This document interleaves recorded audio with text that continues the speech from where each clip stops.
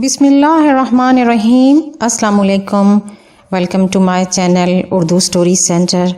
نئے آنے والوں سے گزارش ہے کہ چینل کو سبسکرائب کر دیجئے اور چینل پر موجود گھنٹی کے بٹن کو ضرور پریس کر دیں تاکہ آنے والے نئے نوٹیفیکیشن سب سے پہلے آپ تک پہنچ سکیں۔ پیش خدمت ہے اردو ناول جادو کا اگلا حصہ۔ آپ نے ٹھیک کہا تھا، مجھ پر نہ سایہ ہے نہ میں بیمار ہوں، بس زندہ رہنے کی کوشش کر رہی ہوں۔ جب جینا ناممکن ہو جائے گا تو ہم دونوں مر جائیں گے۔ ہم نے پیر پھاگن کے دربار پر قسم کھائی ہے۔ ہم دونوں کون؟ میں نے پوچھا۔ میں اور قاسم وہ ہے جس سے تم بچپن سے منسوب ہو؟ ہاں بھائی جی، ہم نے بچپن سے ایک دوسرے کو اپنوں کی طرح دیکھا ہے۔ نہ وہ نہ میں کسی اور کے بارے میں سوچ سکتے ہیں۔ میری ماں کا قصور نہیں ہے، وہ تو ماموں اقبال کی ایک آواز پر میرا نکاح کرنے کو تیار ہیں، مگر ماموں کا خون سفید ہو گیا ہے، وہ جہیز مانگ رہے ہیں۔ مگر تم نے یہ ڈرامہ کر کے اپنے گھر والوں کو کیوں پریشان کر رکھا ہے؟ کہا نا، جینا چاہتی ہوں اس لیے یہ سب کر رہی ہوں۔ اماں کو میری بڑی پریشانی ہے، میں یہ سب کچھ نہ کرتی تو اب تک مر چکی ہوتی۔ اماں کسی نہ کسی کو گھیر لیتی اور میری زبردستی شادی کر دی جاتی۔ جن بھوت کا چکر چلا کر میں رشتہ لانے والوں کو بھگا دیتی ہوں۔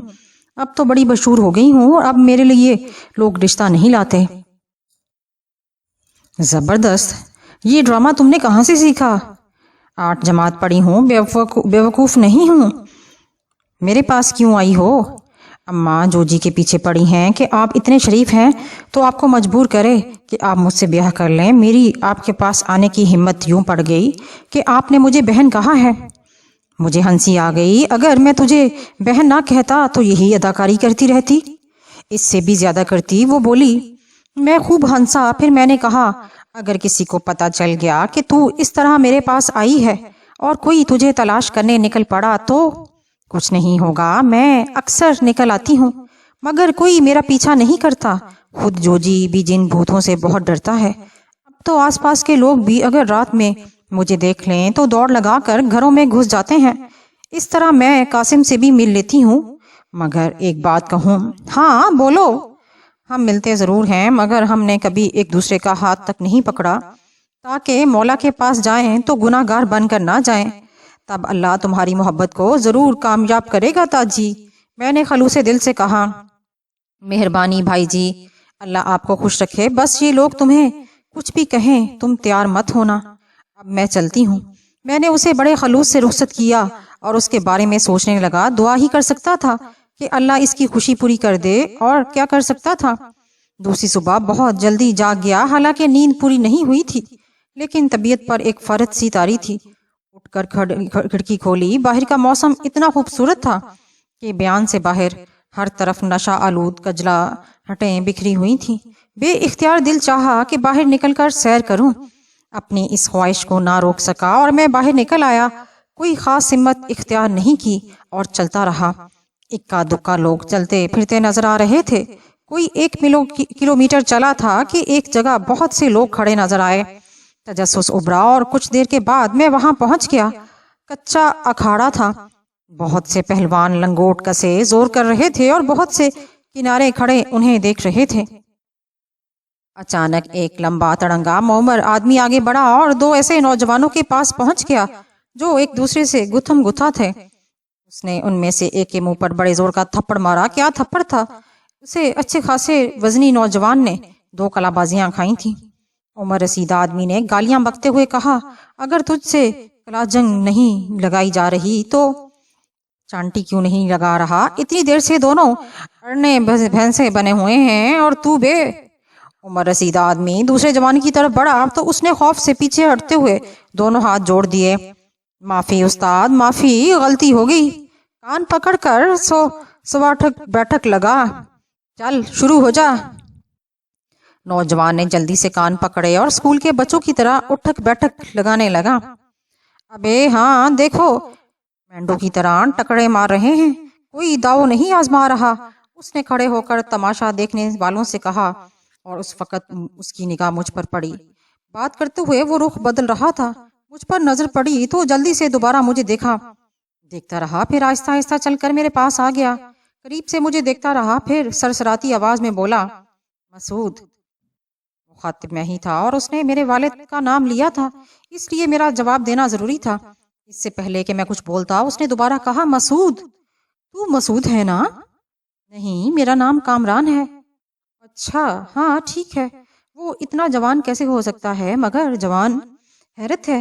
ये तो सुना है कि अल्लाह पाक ने हर इंसान के साथ हम शक्ल बनाए हैं, मगर ऐसे हम शक्ल के बंदा देखता रह जाए।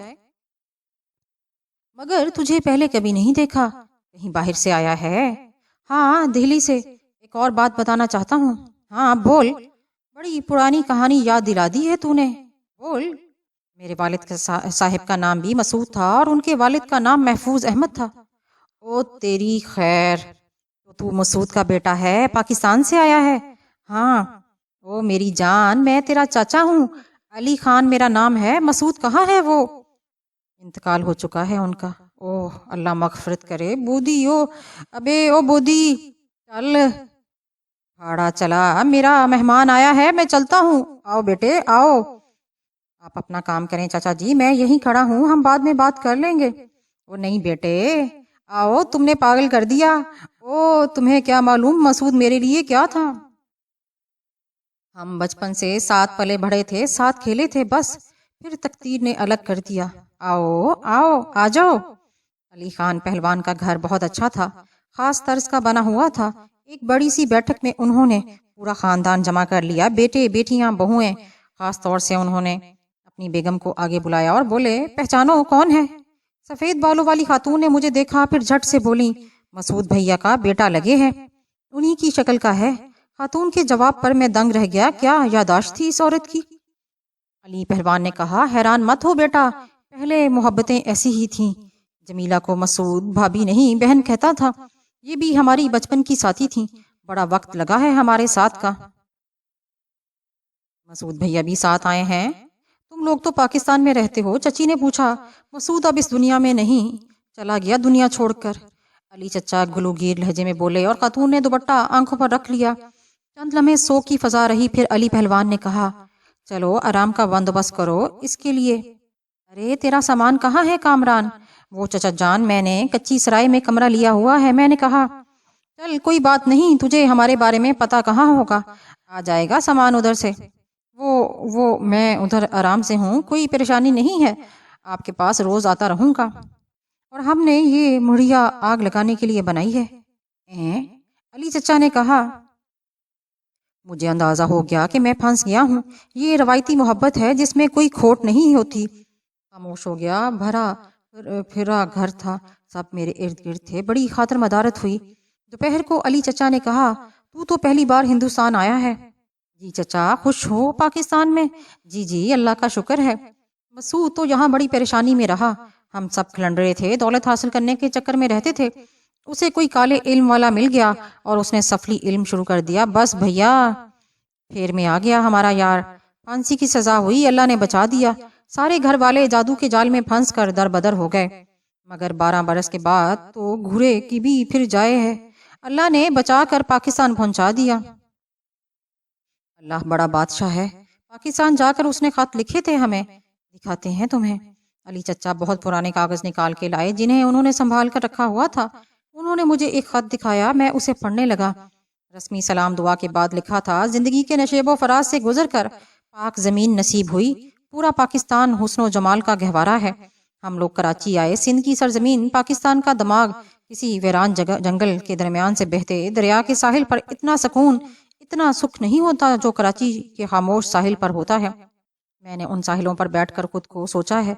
सरजमीन सिंध, जिसे संस्कृत में सिंधु कहा गया, यूनानी में सिंथोस और लातीनी में संडस के नाम से पुकारा गया, न जाने कैसी कैसी कहानियों की अमीन है, जहाँ पूरे हिंदुस्तान, पंजाब, कश्मीर, हरियाणा, दिल्ली, उत्तर प्रदेश और बिहार से हिजरत करने वाले आकर आबाद हुए। अपने सीने में लाखों कहानियां बसाए हुए मेरी इब्तदाई कहानी तुम्हारे इल्म में है। सोने के ढेर, चमकते सिक्के, नोटों के अंबार, एक पुरसकून घर का बदल कभी नहीं होते। मेरा घर पाकिस्तान, खुदा इसे कायमो दायम रखे।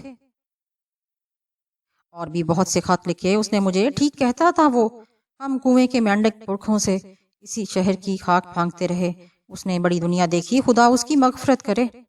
बाद में अली चचा ने मेरा घर दिखाया जो वीरान पड़ा था। اس کے دروازے میں بڑا سا تالا پڑا ہوا تھا، کافی بوسیدہ ہو گیا تھا۔ یہ ہمارے یار کی نشانی ہے، بڑی لڑائی لڑی ہے ہم نے اس کے لیے، بڑے بڑے سورماؤں نے اس پر قبضہ کرنے کی کوشش کی، مگر ہم نے کہہ دیا کہ ادھر آنکھ نہ اٹھائی جائے۔ کسٹوڈین والے آئے، ہم نے بھی اس سے نپٹ لیا۔ میں علی چچا کے اس پیار سے بہت متاثر تھا، لیکن انہیں اپنے بارے میں کچھ نہیں بتایا۔ جمعرات کا دن تھا، اکھاڑے میں زور کرانے کے بعد ہم گھر آ گئے۔ شام 5 بجے سے گھر میں کچھ اہتمام نظر آیا۔ خیریت ہے چچا جی، کوئی مہمان آ رہا ہے؟ میں نے پوچھا۔ ارے نہیں بیٹے، آج جمعرات ہے، چراغی کا دن ہے، نہا کر وضو کر لو، پیر پھاگن کے مزار پر جانا ہے۔ میرا دل اچھل پڑا۔ چچا بولے، ہاں جمعرات کی جمعرات چراغی ہوتی ہے، وہاں بڑی خلقت آتی ہے، قوالیاں ہوتی ہیں، تمہیں بھی سلام کرنا ہے وہاں جا کر، چلو گے؟ ہاں بمشکل میرے منہ سے نکلا، دل عجیب سا ہو گیا۔ بہرحال بڑی عقیدت سے میں نے بھی تیاریاں کی، پیر پھاگن سے تو میرا بڑا گہرا رشتہ تھا۔ آخر کار مغرب سے کچھ پہلے پیر پھاگن کے مزار کی طرف روانگی ہوئی۔ چچا کے بیٹے کچھ شاگرد ساتھ تھے، جوانوں نے بڑی بڑی تھالیاں اٹھا رکھی تھیں جن میں گیہوں کی روٹیوں سے بنا ملیدہ تھا، گڑ اور دیسی گھی سے تیار کیا ہوا، گلاب کے پھولوں کی چادریں اور مٹی کے دیوے جن میں گھی اور روئی کی بنی بتیاں پڑی ہوئی تھیں۔ فاصلہ بہت زیادہ نہیں تھا، دور سے پیر پھاگن کے مزار کے گنبد نظر آئے، بہت بلندی پر تھے۔ پھر وہ سیڑھیاں نظر آئیں جن کی تعداد 100 سے کسی طرح کم نہیں تھی۔ زائرین ان سیڑھیوں سے اتر چڑھ رہے تھے، میں بڑی بوجھل کیفیت کا شکار تھا۔ ہم سیڑھیاں طے کرنے لگے، مجھ پر ایک سرور کی سی کیفیت طاری تھی، میں تمام رسموں میں شریک رہا۔ چچا نے میرے ہاتھ سے چادر چڑھوائی، گھی کے ساتھ چراغوں میں سے ایک چراغ جلوایا، ملیدے پر فاتحہ ہوئی اور اس کا ایک نوالا مجھے بھی کھلایا گیا۔ یہ بڑی دلچسپ رسمیں تھیں جن میں بہت لطف آ رہا تھا، اور میں عقیدت مندوں کی محبت دیکھ رہا تھا کہ پیچھے سے آواز آئی، سلام بھائی جی۔ پلٹ کر دیکھا تو جوجی تھا۔ وعلیکم السلام جوجی، کیسے ہو؟ فضل ہے مولا کا، جوجی نے کہا، پھر پیچھے رک کر کے کہا، سلام کر بھائی جی کو۔ جوجی کے کہنے پر میں نے چونک کر پیچھے دیکھا، کالی اور بڑی سی چادر میں ملبوس تاجی تھی۔ اس نے مہین آواز میں مجھے سلام کیا، میں نے جواب دے کر اسے دیکھا اور بولا، کیسی ہو تاجی؟ اس نے جواب دینے کے بجائے گردن ہلا دی۔ وہ مجھے دیکھ رہی تھی اور ان آنکھوں میں گہری شکایت تھی، آنکھوں ہی آنکھوں میں وہ بہت کچھ کہہ رہی تھی۔ مجھے شدید شرمندگی کا احساس ہوا۔ گھر آئیے بھائی جی، اتنی عزت دے دی ہے تو اسے قائم رکھیے، آپ کو کون سا ہمیشہ یہاں رہنا ہے؟ جوجی نے کہا، میں ضرور آؤں گا جوجی، وعدہ کرتا ہوں، میں نے کہا۔ وہ تاجی کا ہاتھ پکڑ کر آگے بڑھ گیا۔ تاجی نے کئی بار پلٹ کر مجھے دیکھا، اس کی آنکھوں میں شکایت کا تاثر تھا۔ علی پہلوان اپنے کاموں میں مصروف تھے۔ رات ہو گئی، قوالوں نے قوالی شروع کر دی، عقیدت مند جھوم رہے تھے، قوالوں کو پیر پھاگن کی بیل دے رہے تھے۔ مجھے بھی اسی محفل میں بہت مزہ آ رہا تھا۔ نہ جانے کتنا وقت گزرا تھا کہ کسی نے آہستہ سے میرے شانے پر ہاتھ رکھا۔ میں نے چونک کر دیکھا، ایک باریش شخص تھا، کالے لباس میں ملبوس، بڑی بڑی آنکھوں سے مجھے دیکھ رہا تھا۔ مجھے متوجہ پایا تو بولا، منہ کھولو۔ عجیب سا انداز تھا، میری سمجھ میں کچھ نہیں آیا تو وہ دوبارہ بولا، منہ کھولو۔ میرا منہ خود بخود کھل گیا اور اس نے جلدی سے کوئی چیز میرے منہ میں رکھ دی۔ میں ایک دم پیچھے ہٹا، منہ میں جیسے شکر گھل گئی، جیسے کیوڑے کی خوشبو اٹھ رہی تھی۔ اس ملنگ کی آواز پھر ابھری، ایک اور بتاشے ہیں، پیر کا تبرک ہے، کھا لو۔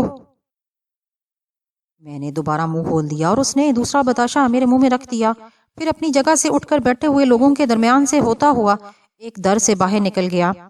بتاشے بہت مزیدار تھے، دل میں ایک تشویش نہیں ہوئی، پیر صاحب کا مزار تھا، کوئی غلط شخص جہاں داخل نہیں ہو سکتا تھا۔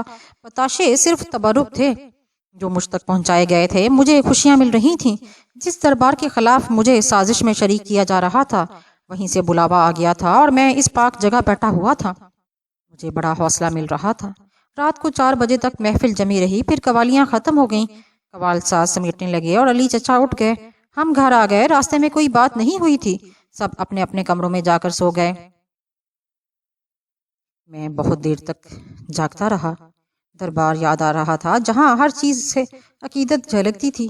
پھر وہ آنکھیں یاد آ گئیں، وہ شکایت بھری آنکھیں، اور یہ آنکھیں رات بھر مجھے پریشان کرتی رہی تھیں۔ اور حیرانی کی بات یہ تھی کہ خواب میں ایک حل ذہن میں آ گیا تھا۔ دوسری صبح خوب دیر سے جاگا، دھوپ چڑھ چکی تھی، نہا کر فارغ ہوا تو چچی جان ناشتہ لے آئیں۔ علی چچا معمول کے مطابق اکھاڑے چلے گئے تھے۔ ساری رات 1 منٹ بھی نہ سوئے، تب بھی وہ وقت پر اکھاڑے ہی میں ہوتے تھے۔ چچی جان نے بتایا، ناشتے کے بعد میں بھی اکھاڑے کی طرف چل پڑا۔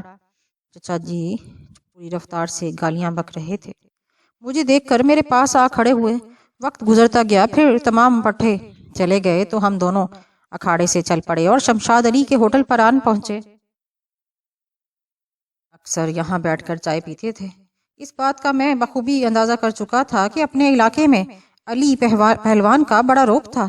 جدھر سے گزرتے تھے لوگ جھک جھک کر سلام کرتے تھے۔ چائے کی گھونٹ لیتے ہوئے میں نے کہا، علی چچا مجھے آپ سے ایک ضروری کام ہے۔ بولو۔ آپ اقبال کو جانتے ہیں؟ کون اقبال؟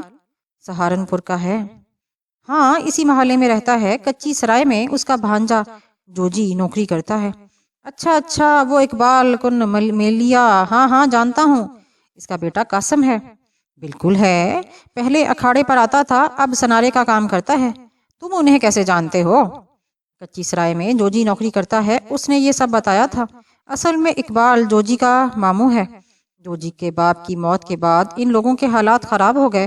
بچپن میں اقبال نے جوجی کی بہن تاجی سے اپنے بیٹے قاسم کا رشتہ کر دیا تھا۔ دونوں بچوں نے بچپن سے ماں باپ کی زبانی یہی سنا تھا کہ ان دونوں کی آپس میں شادی ہوگی، لیکن پھر اقبال مکر گیا۔ اس نے بھاری جہیز کا مطالبہ کر دیا اور نہ دینے پر شادی نہ کرنے کا اعلان کر دیا۔ بڑی بری بات ہے، پھر کیا ہوا؟ چچا نے پوچھا۔ بری بات تو بری ہوتی ہے چچا جان، جو ہونی نہیں چاہیے، میں نے کہا۔ علی چچا سوچ میں ڈوب گئے، پھر بولے، تم کیا چاہتے ہو؟ جوجی غریب آدمی ہے، شاید آپ نے یہ بات نہ سنی ہو چچا کہ اس نے اپنے بیمار باپ کو کال دیا تھا کہ جب تک بہن کی رخصت نہ ہو جائے خود شادی نہیں کرے گا، اور وہ یہ کال نبھا رہا ہے، حالانکہ خود اس کے بال سفید ہو رہے ہیں۔ بڑے عزت والے ہوتے ہیں ایسے لوگ، علی چچا نے کہا۔ جوجی بےحد غریب ہے، اس دور میں بہن بیٹی کو رخصت کرنا کتنا مشکل ہے آپ کو پتا ہے۔ وہ بھاری جہیز کہاں سے لائے؟ میں نے پوچھا تھا کہ تم کیا چاہتے ہو؟ علی چچا نے پوچھا۔ یہ شادی ہونی چاہیے علی چچا۔ جی ہوگی، ضرور ہوگی، انشاءاللہ، چچا نے بڑے پورے اعتماد لہجے میں کہا۔ پھر انہوں نے اپنے بیٹے کو اقبال کے گھر بھیجا۔ انہوں نے اسے اکھاڑے پر ہی بلایا تھا، جہاں ایک کمرہ اور احاطہ موجود تھا۔ آؤ اقبال بھائی، کیسے ہو؟ علی چچا نے پوچھا۔ آپ کی بادشاہی میں جی رہے ہیں پہلوان جی، وہ بولا۔ بیٹھو، تم سے ضروری بات کرنی ہے۔ حکم کریں جی پہلوان جی۔ معاف کرنا، بہت ذاتی بات ہے لیکن کرنا ضروری ہے۔ جوجی تمہارا بھانجا ہے؟ جی پہلوان جی۔ اس کی بہن تاجی بھانجی؟ بالکل جی۔ بچپن میں تم نے اپنی بہن کی بیٹی کو اپنے بیٹے قاسم سے منسوب کیا تھا اور بہن سے وعدہ کیا تھا کہ جوان ہونے پر تم تاجی کی شادی اپنے بیٹے سے کرو گے۔ وہ پہلوان جی، ایسی باتیں مذاق مذاق میں ہو ہی جاتی ہیں۔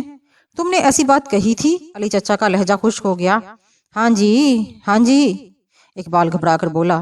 بیٹیوں کے معاملے میں مذاق نہیں کیا جاتا۔ اقبال بھائی، تمہیں یہ شادی کرنی چاہیے۔ وقت بدل گیا ہے پہلوان جی، اب بڑا سوچنا پڑتا ہے۔ میرے دل میں بیٹے کے لیے بڑے ارمان ہیں۔ جوجی تو ٹھیک سے بارات کو کھانا بھی نہیں دے سکتا۔ اگر وہ بارات کو کھانا دے دے تو آپ شادی کر دیں گے؟ وہ لونڈیا تو پاگل ہے پہلوان جی، اور اس پر آصف کا سایہ ہے۔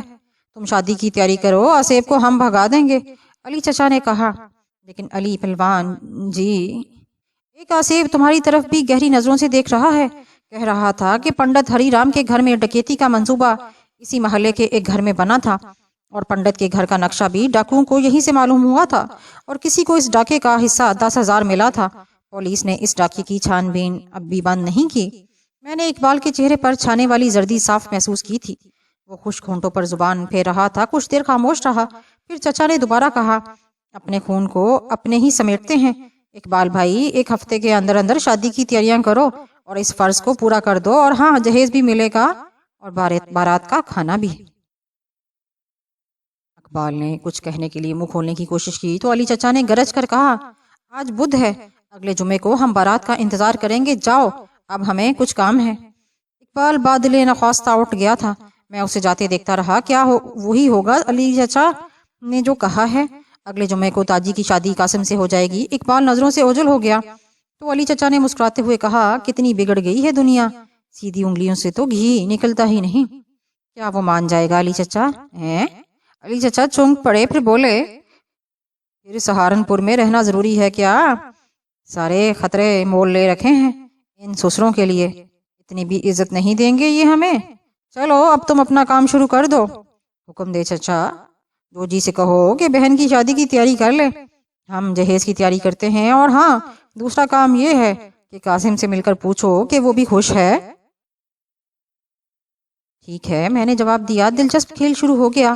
کچی سرائے جا کر جوجی سے ملا، وہ بہت خوش ہوا۔ میں نے اسے بتایا کہ علی خان نے اقبال ماموں کو شادی کے لیے تیار کر لیا ہے، تو وہ ہکا بکا رہ گیا۔ تب میں نے اسے مختصر تفصیل بتائی تو وہ خوشی سے پاگل ہو گیا۔ آؤ بھائی جی میرے ساتھ گھر چلو، اس نے کہا۔ میں اس کے ساتھ گھر آیا اور جوجی نے ماں کو بتایا، ماں نے تاجی کو۔ پھر تیاریاں شروع ہو گئیں۔ علی چچا فرشتہ صفت تھے، انہوں نے اپنی جیب سے ساری تیاری کی۔ سہارنپور اچھا خاصا شہر تھا، ہر چیز وہاں مل گئی۔ میرے پاس بھی کچھ رقم تھی جو میں نے جوجی کو دے دی۔ قاسم سے بھی ملاقات ہو گئی تھی، وہ بہت خوش تھا۔ کیا ہو گیا؟ کراچی کے ایک بہترین ہسپتال میں بہت بڑی حیثیت سے زندگی گزارنے والا ڈاکٹر کامران اب کیسے کاموں میں مصروف تھا، لیکن انسان کی فطرت میں وقت سے سمجھوتا کرنے کی بڑی صلاحیت ہوتی ہے۔ میں ماضی بھول کر خود بھی اس شادی کی تیاریوں میں مصروف تھا۔ انہی تیاریوں کے دوران تاجی نے مجھے تلاش کر لیا، پیار سے میرے سینے پر سر رکھ دیا تھا۔ بھیا ہونا میرے، وہ بولی۔ ہاں تاجی اب ٹھیک ہے، سچ مانو ہم نے تو کچھ اور سوچا تھا۔ کیا؟ برا سوچا تھا؟ ہم نے سوچا تھا اب تم ہمیں دوبارہ نہیں ملو گے۔ کوئی کسی کے لیے کچھ نہیں کرتا، مگر تم نے تو سب کچھ کر دیا۔ تو خوش ہے تاجی؟ میں نے کہا ہاں۔ وہ بہت شرما کر بولی۔ بارات آ گئی، نکاح ہو گیا، باراتیوں کو بہت اچھا کھانا دیا گیا۔ میں بھی مختلف کاموں میں حصہ لے رہا تھا۔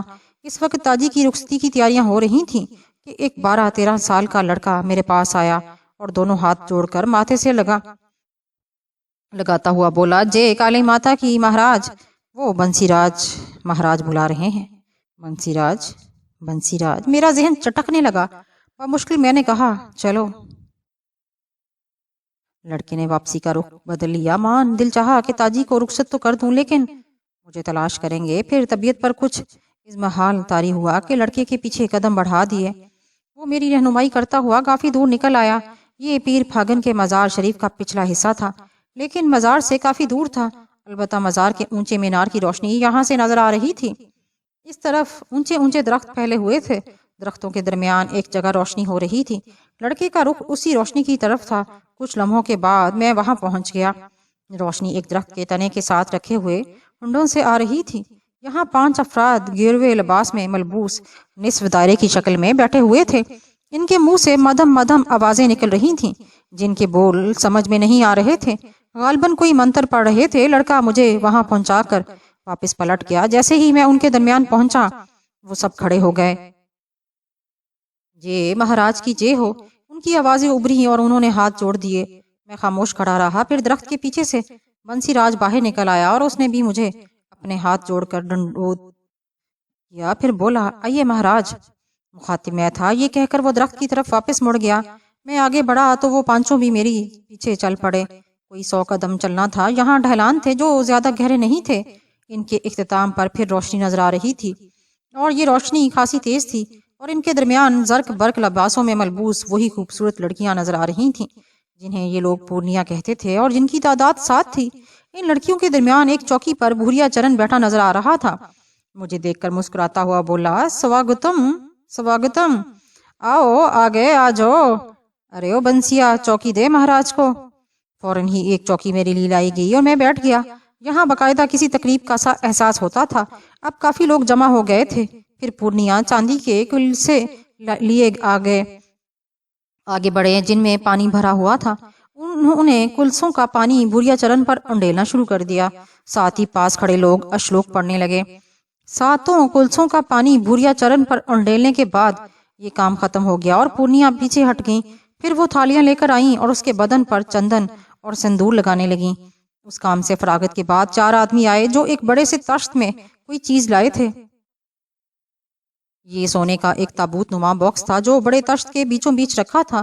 باکس میں ہیرے بھی جڑے ہوئے تھے جن کی جگمگاہٹ آنکھوں میں چکا چوند پیدا کر رہی تھی۔ یہ تشت چوکی کے سامنے رکھ دیا گیا۔ تب بنسی راج نے کہا، کامران جی مہاراج، اب آپ کے کام کا سمے آ گیا ہے۔ ہم پدم پردھانی کو آپ کو سونپ رہے ہیں۔ آپ انہیں پیر بھاگن دوبارے پہنچا دیں اور مہاکالی کو ایک اور کھنڈولا دان کر دیں۔ یہ سنسار پر آپ کا مہان اپکار ہوگا اور اس کے نتیجے میں آپ کو اتنا بڑا انعام ملے گا کہ آپ سوچ بھی نہیں سکتے۔ آپ تیار ہو جائیں۔ میں نے کوئی جواب نہیں دیا تو بھوریا چرن چوکی سے اتر کر کھڑا ہو گیا۔ اس نے دونوں ہاتھ آسمان کی طرف بلند کیے اور اس کے آس پاس کھڑے لوگ اشلوک پڑھنے لگے۔ تبھی ایک انوکھا منظر سامنے آیا۔ بھوریا چرن کے بدن سے سفید دھواں خارج ہونے لگا اور پھر میں نے دیکھا کہ اس میں سے انتہائی شدید بدبو آ رہی تھی، اتنی شدید کہ مجھے برداشت کرنا مشکل ہو رہا تھا۔ میں دیکھ رہا تھا کہ دھوئیں کے اخراج کے ساتھ بھوریا چرن کا قد چھوٹا ہوتا جا رہا ہے۔ دیکھتے ہی دیکھتے وہ کوئی 8 انچ کی جسامت کا رہ گیا۔ پھر دھواں ختم ہو گیا اور میں نے سکون کی سانس لی۔ بنسی راج نے صندوق کا ڈھکنا کھولا اور اس کے آگے 2-2 انچ کی چوکیاں رکھی گئیں۔ کھلونا نما بھوریا چرن نے ان سیڑھیوں پر قدم رکھے اور پھر صندوق میں داخل ہو گیا۔ صندوق کے بیچوں بیچ کھڑے ہو کر اس نے باریک آواز میں کہا، کامران جی مہاراج، آپ کو یوں کرنا ہے کہ آپ مجھے اپنے کپڑوں میں چھپا کر بھاگنو ادوارے لے جائیں، وہاں بہت سے لوگ ہوئیں۔ آپ جلدی نہ کریں، وہاں یاتری حجروں میں سوئیں۔ آپ یاتری بن کر کسی حجرے میں سو جائیں۔ کچھ یاتری آدھی رات کو جا کر عبادت کرتے ہیں، آپ کو بھی عبادت کے لیے اٹھنا ہوگا۔ آپ دوسروں کی طرح عبادت کریں اور موقع پا کر مجھے اس باکس سے نکال کر بھاگنوا کی قبر پر لٹا دیں، بس آپ کا کام ختم ہو جائے گا۔ پھر آپ کی مرضی ہے، ادھر رکیں یا نیچے آ جائیں۔ چلے مہاراج جے مہاکالی۔ وہ باکس میں بیٹھا پھر لیٹ گیا۔ بنسی راج نے باکس کا ڈھکنا بند کر دیا اور باکس دونوں ہاتھوں میں اٹھا کر بڑے احترام سے میری طرف بڑھا دیا۔ چلے مہاراج، بنسی راج نے کہا اور میں نے گردن ہلا دی۔ پھر میں واپسی کے لیے مڑ گیا۔ اب مجھے غرض نہیں تھی کہ وہ لوگ کیا کرتے ہیں۔ میں نے مڑ کر یہ بھی نہیں دیکھا کہ کوئی میرے پیچھے آ رہا ہے یا نہیں۔ یہاں سے پیر بھاگن کے مزار کی روشنیاں نظر آ رہی تھیں کیونکہ وہ کافی بلندی پر تھا۔ جیسا کہ میں بتا چکا ہوں کہ یہ مزار کا پچھلا حصہ تھا۔ اس طرف خاموشی اور سناٹا چھایا رہتا تھا، البتہ سامنے والے حصے میں روشنی اور رونق رہتی تھی۔ کھانے پینے کی چیزوں کی کچھ دکانیں رات بھر کھلی رہتی تھیں۔ تھوڑی دیر کے بعد میں ایسی جگہ پہنچ گیا جہاں مینار کی روشنی پھیلی ہوئی تھی اور سب کچھ صاف نظر آ رہا تھا، البتہ کسی انسان کا اس طرف کوئی وجود نہیں تھا۔ یہاں رک کر میں نے چاروں طرف دیکھا، پھر دونوں ہاتھوں میں پکڑا ہوا ڈبہ زمین پر رکھ دیا اور پاؤں سے جوتا اتار لیا۔ جوتے کو ہاتھ میں پکڑ کر میں نے ڈبے کا ڈھکن کھولا۔ بھوریا چرن کسی ربڑ کے گڈے کی طرح نظر آ رہا تھا۔ اس کی آنکھیں بند تھیں اور چہرے پر سکون نظر آ رہا تھا۔ اندازہ ہو رہا تھا کہ اسے چند لمحات کے بعد اپنے ساتھ پیش آنے والے واقعات کا کوئی اندازہ نہیں تھا۔ میں نے دانت پیس کر اسے دیکھا۔ میرے منہوں سے گراہٹ نکلی، بھوریا چرن، میرے باپ نے تیرے یہ ساتھ سلوک نہ کیا جو میں کرنے جا رہا ہوں۔ مجھے معلوم ہوا ہے کہ جب انہوں نے تیرے کہنے سے بزرگ کی قبر کو تیری قربت سے ناپاک نہیں کیا تو تو نے ان پر عرصہ حیات تنگ کر دیا۔ میرے اہل خاندان کو تو نے شدید مشکلات میں ڈالا۔ میرے محترم بزرگ احمد علی کو تو نے شیطانی طریقے سے ہلاک کر دیا۔ بدبخت بھوریا چرن، مجھے اس ناپاک قوت کی ضرورت نہ پہلے تھی نہ اب ہے۔ خدا کا فضل میرے ساتھ ہے۔ میں اپنی محنت سے ایک مشہور ڈاکٹر بننا چاہتا تھا اور مجھے کسی ماورائی قوت کی ضرورت بالکل نہیں تھی۔ تو نے جو کچھ میرے لیے کیا اپنی مرضی سے کیا، جس سے مجھے ناقابل تلافی نقصان پہنچا، اور آج میں دیار غیر میں در بدر بھٹک رہا ہوں۔ مجھے فکر نہیں، زندگی، موت، عزت، ذلت سب خدا کے ہاتھ میں ہے۔ اس نے میری تقدیر میں جو لکھ دیا ہے مجھے خوشی سے منظور ہے، لیکن تجھ سے اپنے باپ کے ساتھ کیے گئے سلوک اور اپنے بزرگ احمد علی کی موت کا بدلہ لے کر میں جو خوشی پاؤں گا وہ میرے لیے بہت قیمتی ہوگی۔ اب تو اپنی تقدیر کا لکھا بھگت۔ میں نے اسے کمر سے پکڑ کر باکس سے نکالا اور اس نے آنکھیں کھول دی۔ میں نے اسے زمین پر رکھا تو وہ حیرت سے بولا، ارے کام ہو گیا، سمے بیت گیا۔ ہاں کام ہو گیا، میں نے کہا اور پوری قوت سے جوتا اس کے منہ پر رسید کیا۔ اس کے ناک سے خون ابل پڑا۔ اس نے گھبرا کر اٹھنے کی کوشش کی تو میں نے جوتا دوسرا رسید کیا۔ ہرے ہرے دیا، ہرے مرگیورے، ہائے دیا، پرے پاپی ایک کی کارت انجائے۔ وہ سام کی طرح بل کھاتا رہا اور اس پر رکے بغیر جوتے برساتا رہا۔ اس کا پورا چہرہ خون میں نہا رہا تھا، بدن کا ہر حصہ مضروب ہو چکا تھا، باریک آواز اور باریک ہو گئی تھی، وہ بری طرح نڈھال ہو گیا تھا اور مجھے عجیب سی کیفیت کا احساس ہو رہا تھا۔ مجھے لگ رہا تھا جیسے میرے ارد گرد خوشیاں ہی خوشیاں رقصاں ہوں۔ خنک ہوائیں چل رہی ہوں، خوشبوئیں رقصہ ہوں، ہر شے مسرت سے جھوم رہی ہو۔ وہ ابھی نڈھال آواز میں چیخ رہا تھا، میں نے اسے روئی کی طرح دھنک ڈالا تھا۔ میں بے قابو ہو رہا تھا۔ جب وہ ساکت ہو گیا تو میں نے اسے اٹھایا۔ اس کا پتلا تنکے جیسا ہاتھ میرے ہاتھ میں آیا تو میں نے اسے سوکھی لکڑی کی طرح توڑ کر اس کے بدن سے علیحدہ کر دیا۔ اس کے پورے جسم میں کوئی غیر انسانی علامت نہیں تھی سوائے اس کے ننھے سے جسم کے۔ دوسرا ہاتھ اور دونوں پاؤں بھی توڑ کر میں نے زمین پر پھینکے تو ایک عجیب عمل ہوا۔ اس کے ہاتھ پاؤں پہلے تو زمین پر پھڑکتے رہے، پھر اچانک وہ زمین پر چھپکلیوں کی طرح مختلف سمتوں میں دوڑنے لگے۔ میں حیرت سے یہ منظر دیکھنے لگا۔ اس کا بدن میرے ہاتھ میں تھا۔ پھر اچانک ہی مجھے چیل کی آواز سنائی دی اور کسی چیل کے پروں کا سایہ زمین پر پڑا، لیکن دوسرے لمحے اس چیل نما پرندے نے میرے ہاتھ پر جھپٹا مارا اور بھوریا چرن کا ہاتھ پاؤں سے محروم بدن اپنے پنجوں میں لے کر اڑ گئی۔ میں ہکا بکا رہ گیا۔ چیل کس سمت گئی مجھے اندازہ نہیں ہو سکا۔ دوسری طرف اس کے ہاتھ پاؤں بھی بہت دور نکل کر آنکھوں سے اوجھل ہو گئے تھے۔ وہ روحانی مسرت جو میرے رگوں پے میں دوڑ رہی تھی اب بھی اسی طرح تھی۔ مجھے یوں لگ رہا تھا جیسے میں نے کوئی بہت بڑا فرض پورا کیا ہو۔ اطراف اب بھی سنسان پڑے ہوئے تھے۔ تاجی یاد آئی، رخصت ہو گئی ہوگی۔ وہاں جانے سے اب کیا فائدہ؟ دہلی میں ارشاد علی چچا کا گھر خاموشی سے چھوڑ دیا تھا۔ وہاں جو کچھ بھی ہوا ہو اس کے بعد سب بھول گئے ہوں گے۔ یہاں سہارنپور میں بھی علی پہلوان، جوجی، تاجی آخرکار سب بھول جائیں گے۔ یہاں رکنا، علی چچا کے پاس واپس جانا، یہ سب بیکار ہے۔ بلا وجہ الجھنیں پالنا پڑیں گی۔ جانا تو ہے، یہیں سے آگے بڑھ جاؤں تو کیا حرج ہے؟ چنانچہ میں چل پڑا۔ نہ کوئی خوف تھا نہ الجھن، بس ایک خاموش سفر، بے معنی منزل کے تعین کے بغیر۔ راستوں کا بھی کچھ پتہ نہیں تھا، کون سا راستہ کہاں جاتا ہے۔ مجھ پر بے خودی سی طاری ہونے لگی، ذہن خیالات سے آزاد ہو گیا، بس پاؤں اٹھ رہے تھے، راستے طے ہو رہے تھے۔ ایک ایسی جگہ پہنچ گیا جہاں نہر نظر آ رہی تھی۔ نہر کے کنارے اور آس پاس جنگلی درخت اور جھاڑیاں بکھری ہوئی تھیں، ہر طرف ہو کا عالم تھا۔ میں جھاڑیوں کے ساتھ آگے بڑھتا رہا۔ جھاڑیوں کا سلسلہ ختم ہوا تو اونچے نیچے ٹیلے بکھرے نظر آئے۔ ٹیلوں کی دوسری طرف اونچے اونچے درخت تھے۔ میں ایک ٹیلے پر چڑھا اور دوسری طرف دیکھا تو نہر نظر آئی جو تاروں کی روشنی میں ایک حسین منظر پیش کر رہی تھی۔ لیکن جو سب سے اچھی چیز نظر آئی وہ جھاڑیوں کا ایک جھنڈ تھا جس کے پاس دو پتھریلے ٹیلے اس طرح سر جوڑے کھڑے تھے کہ محراب جیسی جگہ بن گئی تھی۔ یہ جگہ آرام کرنے کے لیے بہترین تھی۔ میرے قدم اس طرف اٹھ گئے اور میں محراب کے پاس جا کر رک گیا۔ جھاڑیاں بے شک بے ترتیب اور گھنی تھیں، لیکن محراب کے نیچے کی زمین صاف ستھری تھی۔ اس سے ذرا ہٹ کر ایک درخت سے سر اٹھائے کھڑا تھا، دوسری طرف کا حصہ بھی تھوڑا سا کھلا ہوا تھا۔ میں آگے بڑھ کر محراب کے نیچے پہنچا اور زمین پر لیٹ گیا۔ اس وقت پورا بدن آرام مانگ رہا تھا۔ اس کھردری زمین پر لیٹ کر جو لطف آیا وہ بیان سے باہر ہے۔ لیٹتے ہی آنکھیں بند ہو گئیں اور گہری نیند آ گئی۔ نہ جانے کتنی دور سویا تھا کہ آنکھ کھل گئی۔ کسی گاڑی کی گھر گھر کی آواز سنائی دی۔ میں چونک کر اٹھ گیا۔ محراب کے باہر زرد دھوپ پھیل گئی تھی۔ کچھ فاصلے پر میں نے ایک شاندار لینڈ کروزر دیکھی جس کے اگلے حصے سے دھواں اٹھ رہا تھا اور اس کے آس پاس چند لوگ کھڑے نظر آ رہے تھے۔ پتہ نہیں کیا قصہ تھا۔ میں محراب سے باہر نکل آیا اور ان لوگوں کی طرف بڑھ گیا۔ وہاں جو لوگ کھڑے تھے وہ چونک چونک کر مجھے دیکھنے لگے۔ اس ویران جگہ انہیں کسی کے ہونے کی توقع نہیں تھی۔ میں ان کے قریب پہنچ گیا۔ 5 افراد تھے جن میں ایک عورت اور 4 مرد تھے۔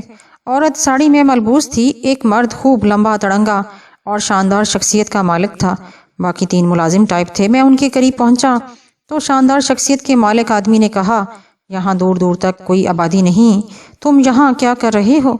بس جناب، ویرانے ناپ رہا ہوں۔ مجھ سے کوئی جھوٹ نہ بولا گیا۔ اسی وقت گاڑی کی پچھلی سیٹ سے ایک آواز آئی، ویرانوں کے باسیوں سے چھان بین نہیں کرتے سکھراج، وہ جو کوئی بھی ہے اس کی ضرورت کے مطابق اس کی سہایتا کرو۔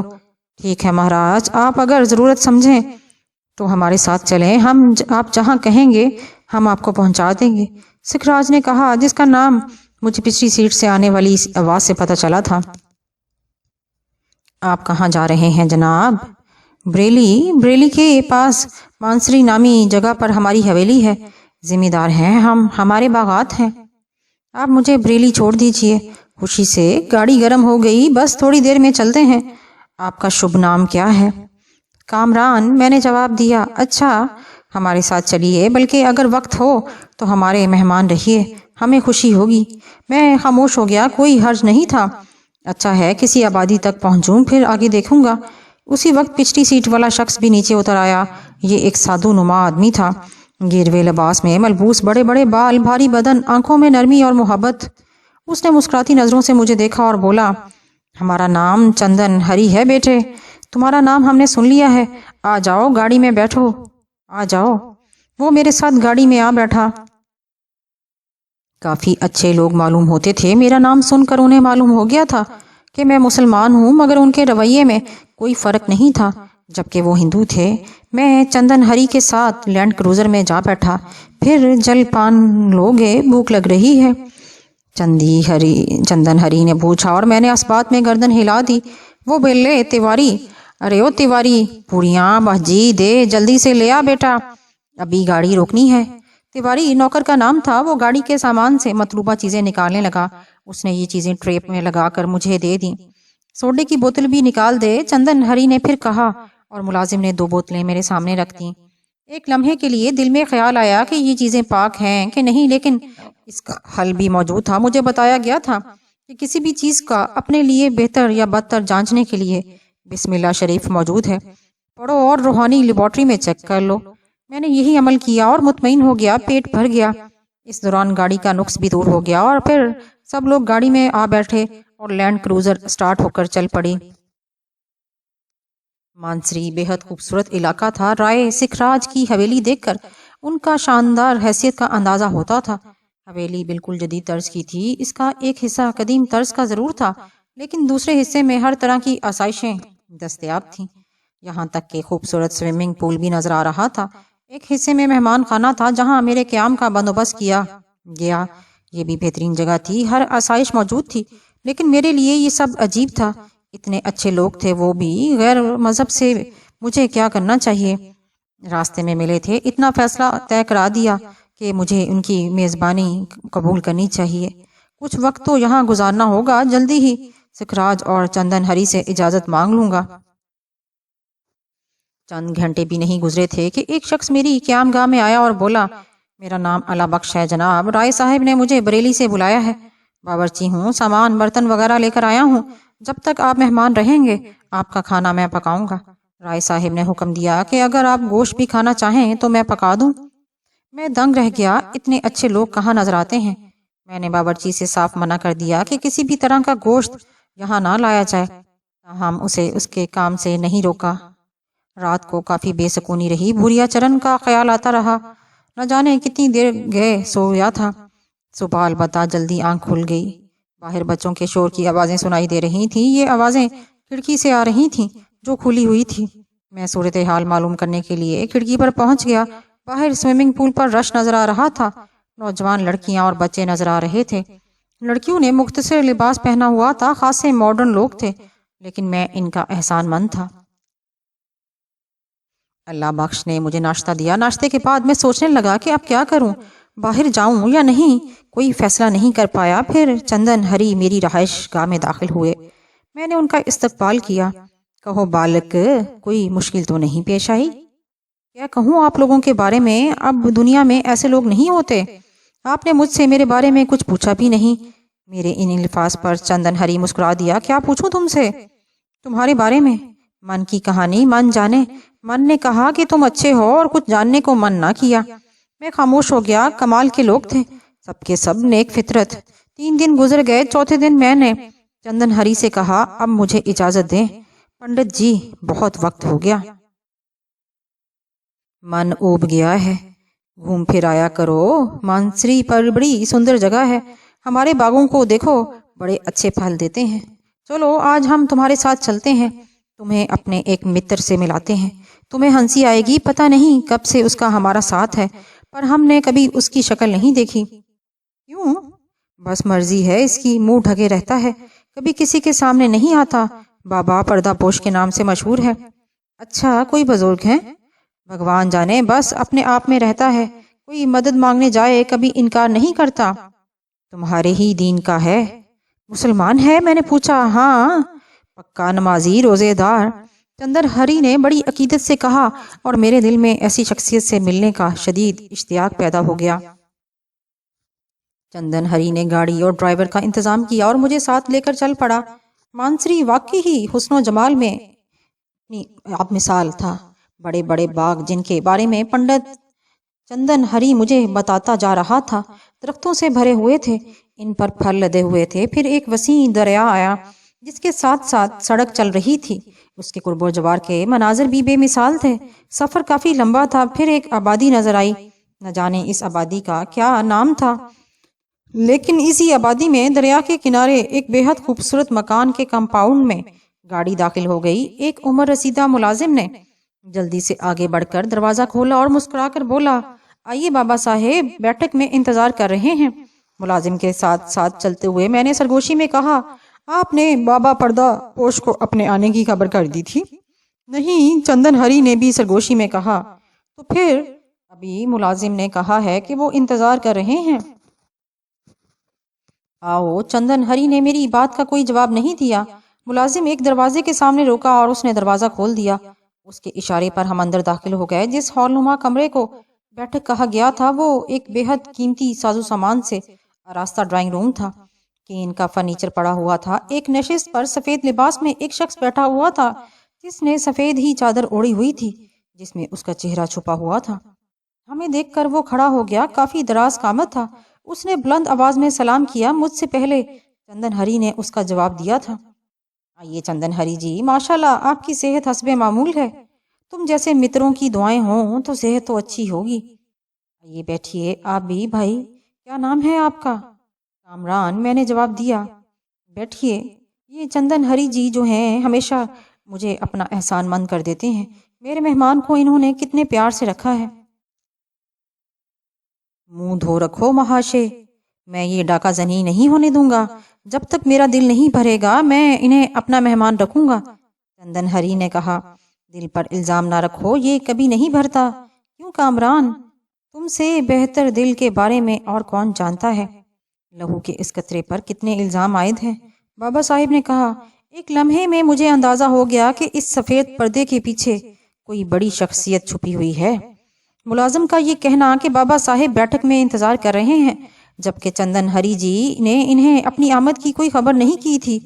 اب انہوں نے ایک پراسرار جملہ کہا تھا کہ کامران، تم سے بہتر دل کے بارے میں اور کون جانتا ہے۔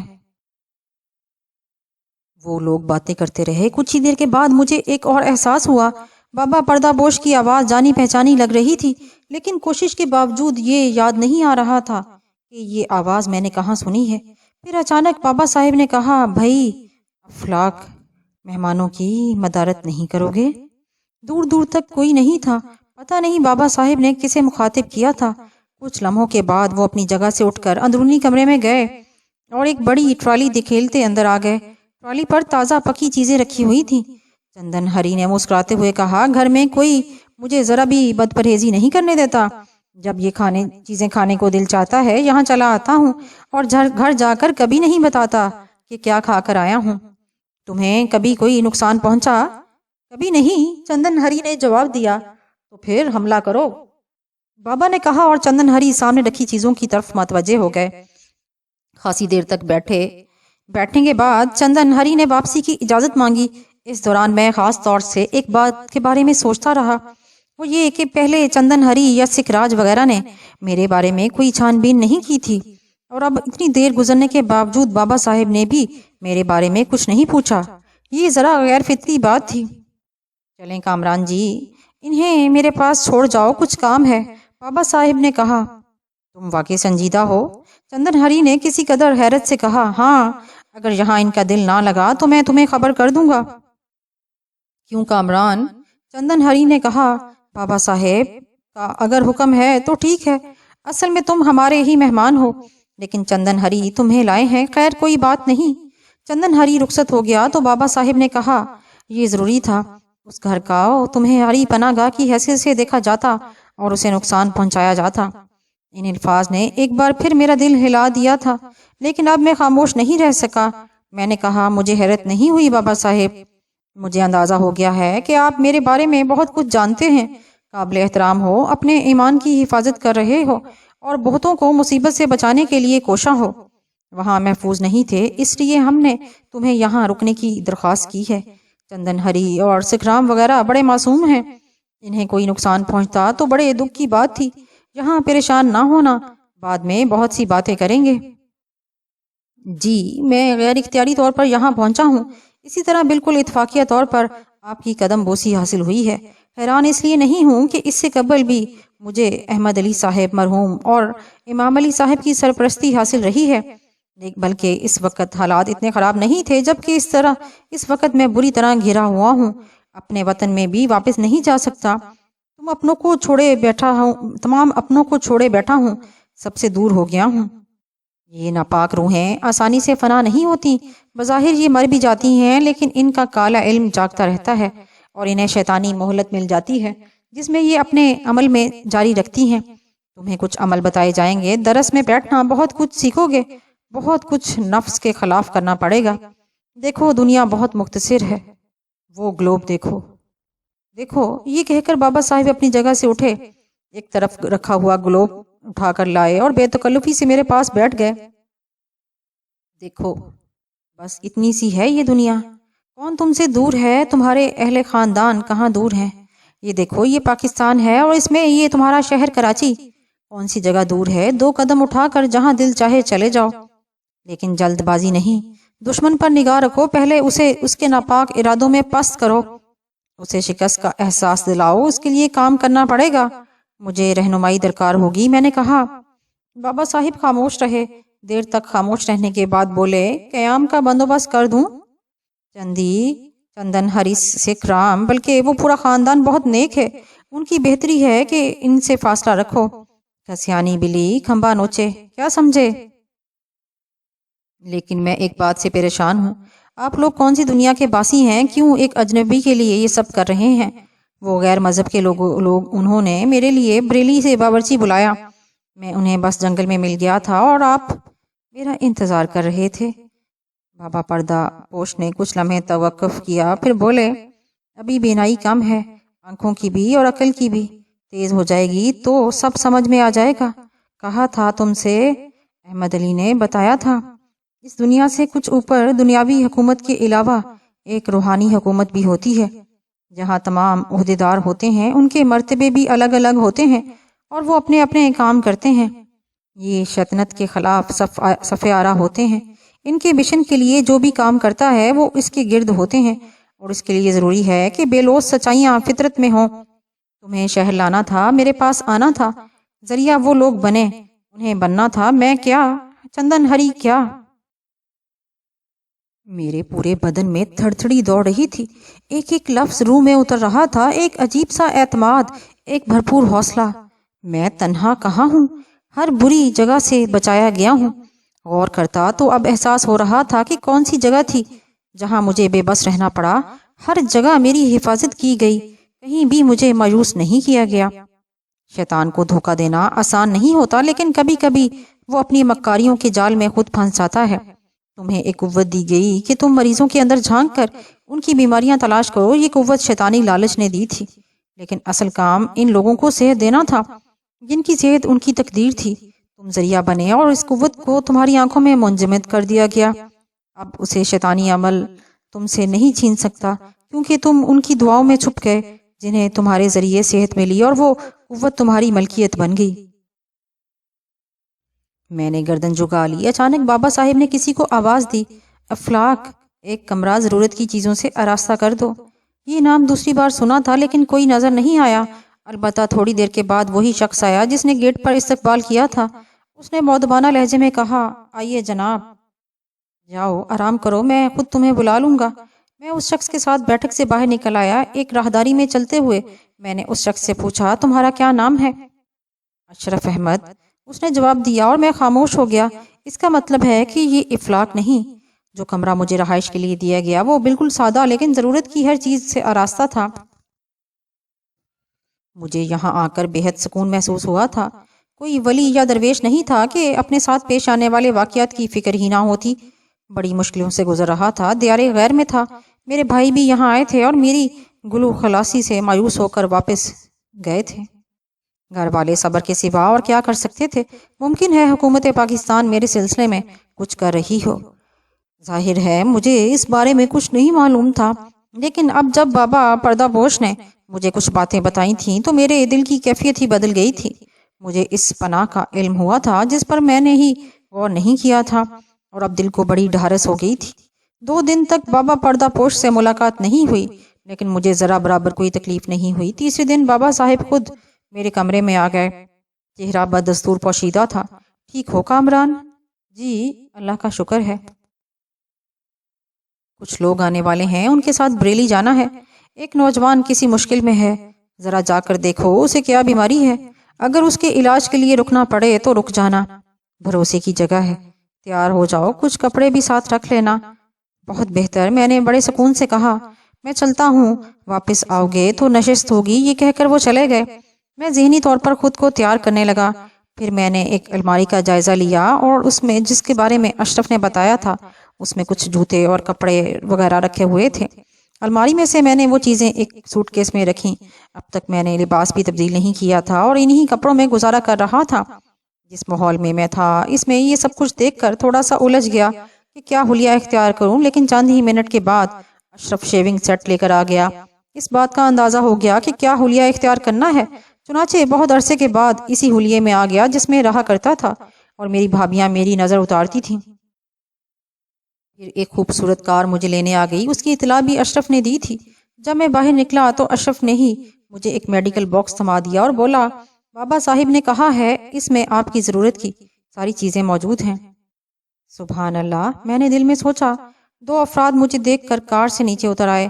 ان میں ایک ڈرائیور تھا، دوسرا ایک خوش پوش کوئی 35 سالہ شخص تھا۔ وہ مجھے دیکھ کر مسکراتا ہوا آگے بڑھا اور مسالے کے لیے ہاتھ آگے بڑھا کر بولا، میرا نام افتخار احمد ہے۔ اس نے مسافے کے لیے ہاتھ آگے بڑھایا اور بتایا کہ میرا نام افتخار احمد ہے، نظام علی صاحب کا داماد اور ان کی فرم کا مینیجر ہوں۔ آپ کا اسم شریف؟ کامران مسعود۔ میں نے اس سے ہاتھ ملا کر کہا، بڑی خوشی ہوئی، آئیے۔ وہ بولا۔ ڈرائیور پہلے سے پچھلا دروازہ کھولے کھڑا تھا۔ میں اندر بیٹھ گیا اور میرے بعد افتخار اندر بیٹھ گیا۔ ڈرائیور نے کار آگے بڑھا دی۔ افتخار نے کہا، مجھے کہنا نہیں چاہیے لیکن کہے بغیر نہیں رہ سکتا کہ آپ تو بالکل نو عمر ہیں، جبکہ ہمارا خیال تھا کہ آپ کوئی 70 سالہ تجربہ کار سنیاسی بابا ہوں گے۔ آپ کا یہ خیال کیوں تھا؟ میں نے اس کی باتوں میں دلچسپی لیتے ہوئے کہا، کیونکہ انکل نظام علی نے کہا تھا کہ جہاں میں تمہیں بھیج رہا ہوں وہ بڑی قابل احترام جگہ ہے، اور وہاں سے جس شخصیت کو تمہیں لانا ہے اس کو بڑا احترام دینا ہے، کیونکہ وہ بہت اعلیٰ پائے کے ڈاکٹر ہیں۔ ویسے مجھے علم ہے کہ یہ الفاظ خود انکل نظام علی کے بھی نہیں تھے۔ پھر میں نے سوال کیا، دادا ابو؟ 100% دادا ابو۔ معاف کیجیے گا نظام علی کے والد سید علی کے، وہ آج تک پیری مریدی کے چکر میں پھنسے ہوئے ہیں، اور انکل نظام علی۔ توبہ توبہ توبہ، یہ توبہ توبہ کیوں؟ مجھے افتخار احمد کی باتیں مزہ دے رہی تھیں۔ بڑے خفیہ راز کھول رہا ہوں ڈاکٹر کامران، مروا مت دینا۔ بڑے کھٹکنے لوگوں کے درمیان بسر کر رہا ہوں۔ ارے نہیں، میں ہنس پڑا، وعدہ آپ کی ہر بات میں دل میں رکھوں گا، اعتبار کیے لیتا ہوں، اللہ مالک ہے۔ اصل میں خود پیٹ کا بڑا ہلکا ہوں۔ افتخار احمد نے گہری گہری سانسیں لیتے ہوئے کہا۔ جی، میں نے کہا، توبہ توبہ والی بات ہو رہی تھی تو میں بتا رہا تھا کہ نئی نسل نے بس چنگیز خان کی باتیں ہی سنی ہوں گی، لیکن اگر کوئی اس دور میں چنگیز خان کو دیکھنا چاہے تو انکل نظام علی کو دیکھ لے۔ چنگیز خان سے زیادہ ظالم، سنگ دل، بے رحم۔ آپ دیکھیں، داماد ہوں لیکن پچھلے 5 سال سے تنخواہ میں کوئی اضافہ نہیں ہوا، بیٹی پر پھوٹی کوڑی خرچ نہیں کرتے، جبکہ میری تنخواہ کا آدھا حصہ بیگم کے بیوٹی پارلر میں ہی خرچ ہو جاتا ہے۔ تو بات توبہ توبہ والی ہو رہی تھی۔ وہ جو کہتے ہیں کہ ہر فرعون کے لیے موسیٰ کا وجود ہے، تو ان کے لیے دادا ابو موجود ہیں۔ بہت سخت مزاج ہیں کیا؟ میں نے پوچھا۔ پتا ہے میں نے توبہ توبہ کیوں کہا تھا؟ نہیں، مجھے نہیں پتا۔ ایک دن ان گناہگار آنکھوں نے دیکھا کہ دادا ابو یعنی سید علی صاحب ہاتھ میں چپل لیے اور نظام علی کا گریبان پکڑے انہیں ان کا بچپن یاد دلا رہے ہیں۔ وہ تو شکر ہے کہ اس دور میں بھی دادا ابو کے انسٹرومنٹس قدیم ہیں، ورنہ بات بڑی خراب ہو جاتی۔ انسٹرومنٹس؟ میں نے ہنستے ہوئے پوچھا۔ ہاں، 2 پٹی والی اسفنج کی چپل استعمال کرتے ہیں جس کی آواز تسلی بخش ہوتی ہے اور چوٹ ہلکی، افتخار احمد نے کہا، اور میں کہکا مار کر ہنس پڑا۔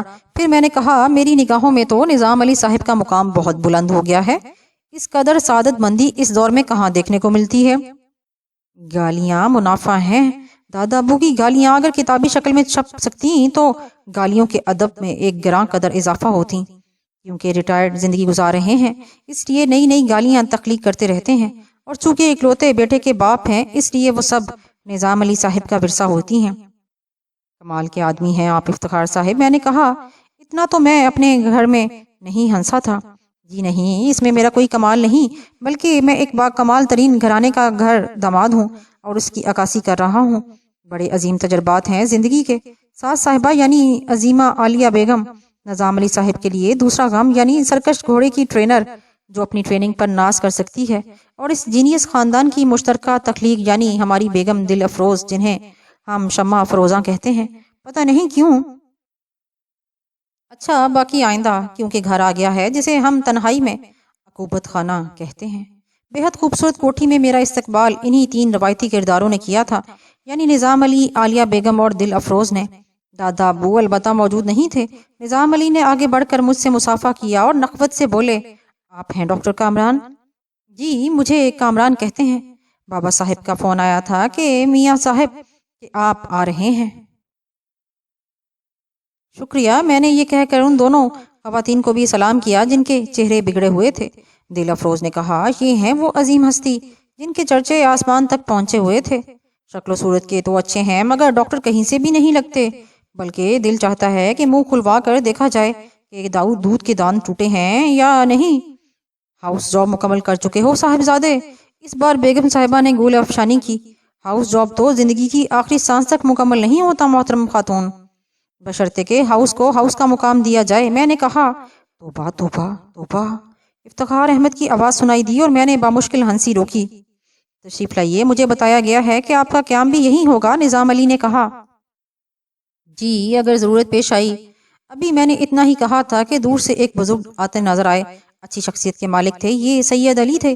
میں نے پہلے سے ہی موجود لوگوں کے انداز میں نمایاں تبدیلی دیکھی۔ تم آئے ہو پردہ پوش کے پاس سے؟ انہوں نے میرے سلام کا جواب دے کر پوچھا۔ جی آؤ، تمہارا کمرہ میرے کمرے کے برابر ہے، انہوں نے کہا اور واپسی کے لیے مڑ گئے۔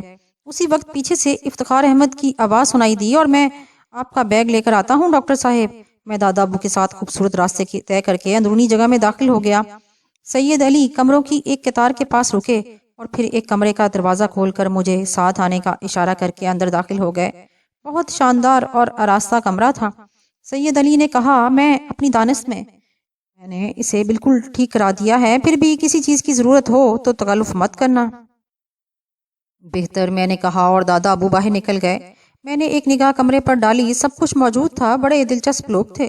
ابھی میں نے اس مریض کو نہیں دیکھا تھا جس کا میں نے علاج کرنا تھا، اس کے بارے میں مجھے تفصیل بھی نہیں معلوم تھی۔ بابا صاحب نے بس یہ کہا تھا کہ ایک نوجوان کسی مشکل کا شکار ہے، اسے دیکھو، اسے کیا بیماری ہے، اس کا علاج کرو۔ خیر، اس نوجوان کے بارے میں افتخار احمد سے کچھ معلوم ہو سکتا تھا۔ یہ افتخار احمد بھی بڑا دلچسپ شخص تھا۔ میں اس کی آمد کا انتظار کرنے لگا، لیکن افتخار کو آنے میں خاصی دیر لگ گئی۔ میں خاموشی سے وقت گزارنے لگا، پھر دروازے پر آہٹ ہوئی اور افتخار نے اندر جھانکا۔ حاضر ہو سکتا ہوں؟ تشریف لائیے، میں نے کہا اور افتخار میرا بیگ لیے اندر داخل ہو گیا۔ تھوڑی سی دیر ہو گئی جس کے لیے معذرت خواہ ہوں۔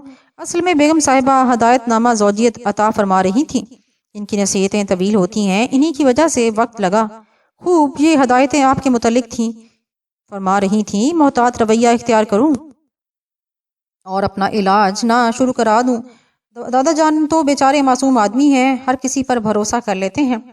اس چھوٹے سے بچے کا بھلا کیا تجربہ ہوگا، جبکہ ڈاکٹر ستیہ رام اشتیاق علی کی زندگی صرف 6 ماہ رہنے کا دعویٰ کر چکے ہیں۔ اشتیاق، میں نے سوالیہ انداز میں افتخار احمد کو دیکھا۔ جی، اس کے علاج کے لیے آپ کو بلایا گیا ہے۔ اس کی اصل بیماری کی وجہ میں جانتا ہوں۔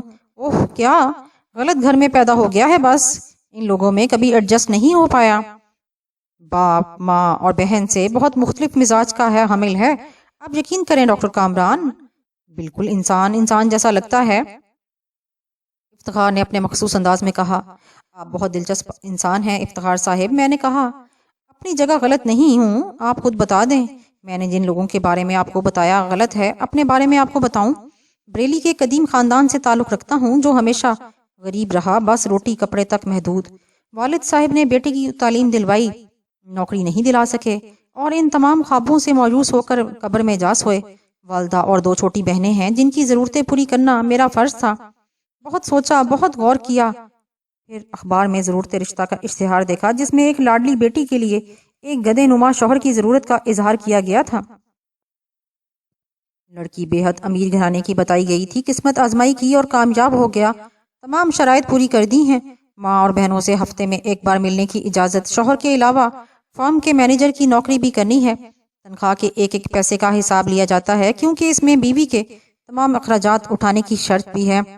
بس تھوڑا سا وظیفہ ماں اور بہنوں کے لیے ہے، لیکن ہم بھی بیوقوف نہیں، تھوڑی سی کھانچے بازی کر لیتے ہیں اور ماں بہنیں آرام سے ہیں۔ مجھے اس خوش مزاج شخص کی اس کہانی پر افسوس ہوا تھا۔ میں نے کہا، آپ نے مجھ پر اتنا اعتماد کیوں کر لیا افتخار؟